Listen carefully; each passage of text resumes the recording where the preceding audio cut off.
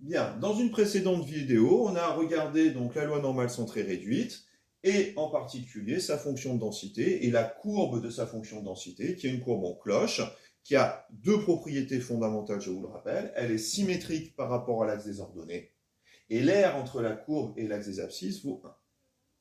Donc maintenant, on va voir comment est-ce qu'on fait pour calculer des probabilités, quels outils on a à notre disposition pour calculer des probabilités avec cette loi normale centrée réduite. Eh bien, pour ça, on va définir une nouvelle fonction qu'on appelle la fonction de répartition et qu'on va noter avec la lettre phi et qu'on va définir de la façon suivante. Phi de t, c'est la probabilité que z soit inférieur ou égal à t. D'accord ? Ça, c'est la lettre phi majuscule, lettre grecque majuscule. Graphiquement, ça correspond à quoi? Eh bien, si je me donne une valeur ici de t, eh bien, phi de t, ça correspond à l'aire entre la courbe, entre la cloche et l'axe des abscisses, à gauche de t. D'accord? Phi de t. Voilà comment elle se représente. Phi de t, c'est l'aire sous la cloche à gauche de t. Alors, de cette définition et des propriétés de la courbe en cloche, eh bien, vous allez voir qu'on va avoir pas mal de propriétés intéressantes sur cette fonction phi. Première propriété, si je veux calculer la probabilité que z, maintenant, soit supérieure ou égale à t. La probabilité que z soit supérieure ou égale à t, eh bien, il suffit de regarder maintenant l'aire, non plus à gauche, mais à droite de t. Je vais lâcher en bleu. La voilà. Réfléchissons 30 secondes, c'est un petit puzzle. Cette surface-là a une aire totale égale à 1. À gauche, l'aire vaut phi de t. Donc à droite, l'aire vaut 1 moins phi de t. Une autre propriété intéressante, c'est si on veut calculer phi de moins t, c'est-à-dire la probabilité que z soit inférieur ou égal à moins t, où t c'est un réel quelconque. Alors, je vais refaire une autre figure. Non, je n'aurais pas dû. Pardon, je vais refaire rapidement.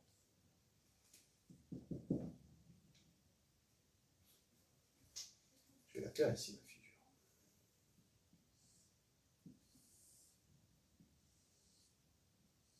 Voilà. Donc, pour illustrer, je vais prendre une valeur de t, mettons, positive. Donc, moins t, son opposé qui est là. Et donc, phi de moins t, je vais le retrouver ici. Moi, je veux calculer cette aire. Eh bien, par symétrie, l'aire qui est à gauche de moins t, c'est l'aire qui est à droite de t. Or, l'aire qui est à droite de t, c'est pour ça que j'ai refait cette figure, on vient de la calculer, c'est rien d'autre que 1 moins phi de t. Conclusion, phi de moins t, c'est 1 moins phi de t.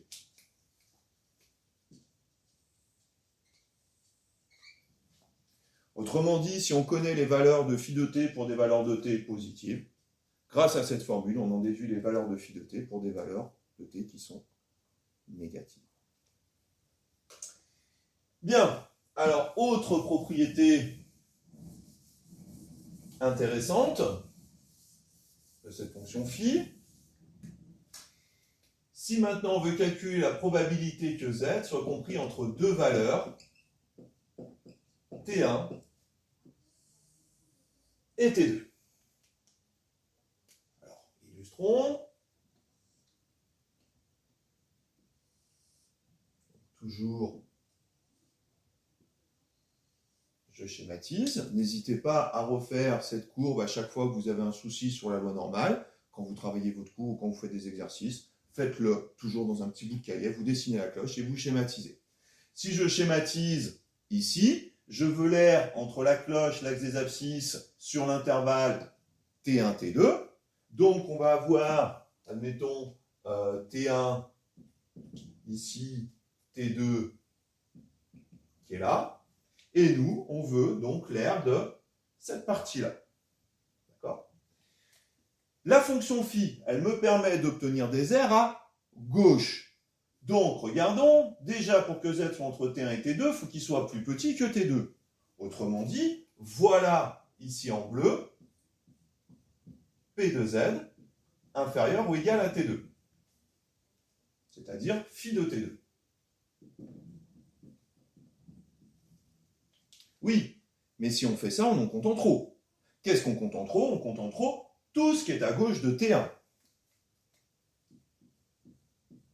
Tout ce qui est à gauche de T1, c'est P de Z inférieur ou égal à T1 envers, c'est-à-dire phi de T1.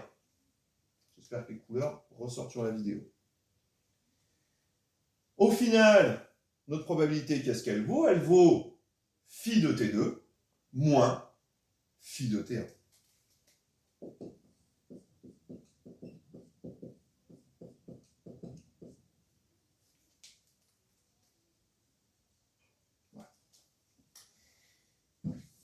Enfin, une dernière propriété de calcul avec cette fonction phi, eh bien, c'est un cas particulier de celle-là, dans le cas où T1 et T2 sont opposés. C'est-à-dire, si je veux calculer la probabilité que Z soit compris entre moins T et T. Appliquons cette formule-là, ça nous fait donc phi de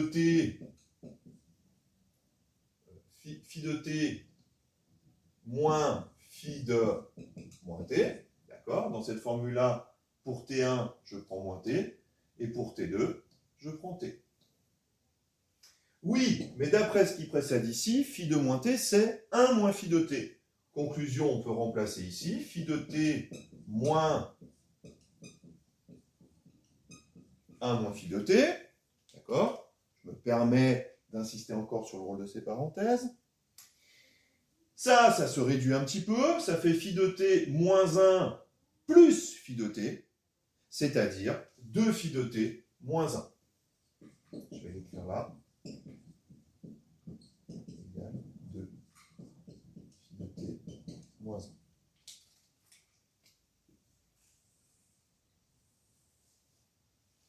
On va voir que cette formule-là est particulièrement importante. On va voir qu'elle est à la base d'énormément de résultats qu'on va utiliser dans la suite. C'est l'une des formules à connaître vraiment sur la loi normale. Contrairement aux autres, elle est un petit peu plus difficile à retenir parce qu'elle est moins intuitive. Ce que je veux dire par là, c'est que ça, vous faites un petit schéma. À gauche, j'ai phi de T, donc à droite, j'ai 1 moins phi de T. Celle-là, c'est le même principe. Vous faites un petit schéma, vous jouez avec la symétrie, vous jouez avec le fait que l'aire totale sous la courbe ce soit 1. Bon, ça se fait plutôt bien. Pareil pour celle-là. Vous faites juste un petit puzzle, vous faites un petit schéma, vous faites votre puzzle, vous assurez.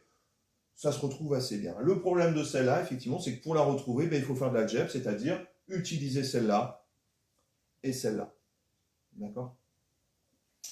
On peut d'ailleurs l'illustrer de la façon suivante. Si je trace donc la cloche, je vais avoir T moins T. C'est la probabilité, cette probabilité-là correspond exactement à cette aire ici. D'accord? Donc l'intérêt de cet intervalle, c'est qu'il est centré autour de 0. Il est au milieu. Bien. Alors, pour finir, eh bien, comment est-ce qu'on fait pour calculer les valeurs de phi de T? Parce que je vous ai dit, phi de T, pour le calculer, il faut prendre une intégrale. Je veux dire que cette probabilité-là, c'est une intégrale. Et on a dit que la densité de la loi normale centrée réduite, on ne pouvait pas l'intégrer. Donc là, on est très embêté. Oui, ok, on ne peut pas avoir des valeurs exactes, mais il n'empêche qu'on peut avoir des valeurs approchées d'intégrales, comme on a vu dans l'exercice sur la méthode des rectangles, qui nous permettent d'avoir des valeurs approchées d'intégrales dont on ne connaît pas de primitives. On sait qu'elles existent, mais on ne peut pas les exprimer algébriquement.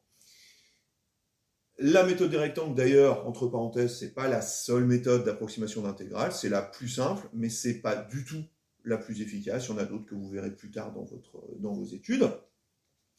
Et il se trouve que quand on fait ce travail-là, quand on calcule des valeurs approchées de cette fonction phi, eh bien, on peut les compiler dans des tables. Alors les tables, vous les avez donc dans le cours sur la loi normale en dernière page. Voilà. Alors regardons comment elles fonctionnent, ces tables.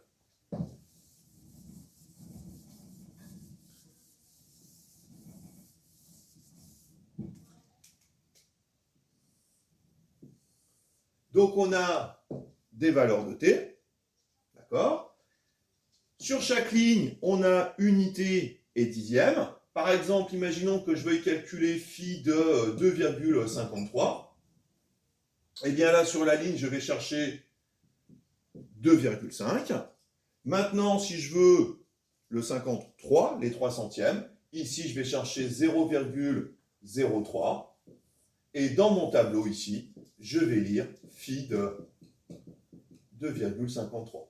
D'accord? Donc si je regarde mon tableau, phi de 2,53, il vaut 0,9943.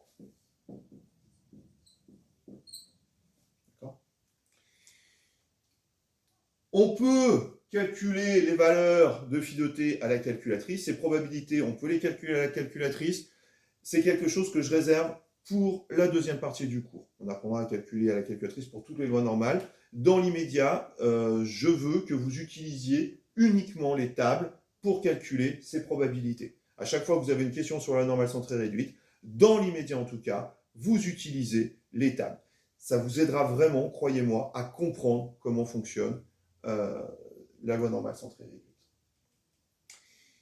D'ailleurs, à propos des tables, si vous les regardez, vous verrez qu'il n'y a que des valeurs de t ici qui sont positives.